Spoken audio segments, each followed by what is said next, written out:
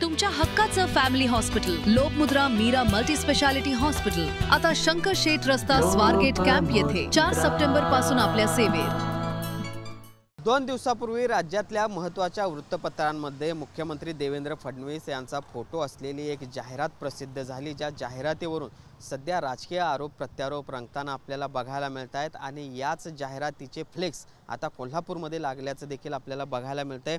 आपण पाहतोय कोल्हापुरातील दसरा चौक असेल, मिरजकर तिकटे असेल, अशा प्रमुख चौकांमध्ये देवाभाऊ नावानं अशा पद्धतीचे फ्लेक्स लावण्यात आलेले आहेत, ज्यामध्ये मुख्यमंत्री देवेंद्र फडणवीस हे छत्रपती शिवाजी महाराज यांच्या पुतळ्याला फुलं अर्पण करत असतानाचं फोटो आहे तो लावण्यात आलेला आहे। आणि अशाच पद्धतीची जाहिरात 2 दिवसापूर्वी सगळ्याच वृत्तपत्रांमध्ये आलेली होती। मात्र या सगळ्यामध्ये ही जाहिरात नेमकी कोणी दिली याबाबतचा खुलासा झालेला नाही आणि यावरूनच रोहित पवार यांनी प्रश्न उपस्थित केले आहेत। ही जाहिरात नेमकी कोणी दिली, कशासाठी दिली, असे प्रश्न त्यांनी उपस्थित केलेले होते। आणि या सगळ्या आरोप प्रत्यारोप सुरू असताना आता आपण बघतोय कोल्हापूरमध्ये देखील अशाच पद्धतीचे फ्लेक्स आहेत ते लागल्याचं आपल्याला बघायला मिळतंय।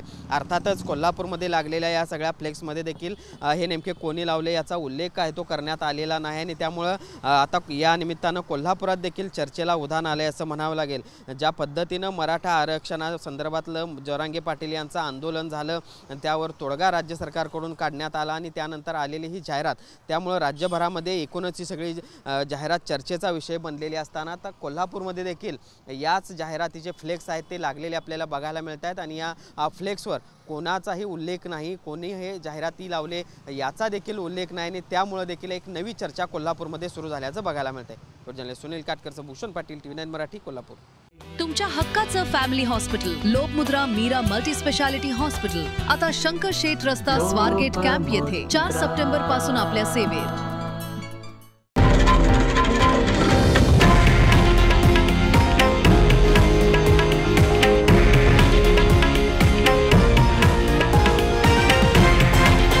हे आहे देशातील नंबर 1 न्यूज नेटवर्क आणि आपण पाहत आहात TV9 मराठी, एकमेव।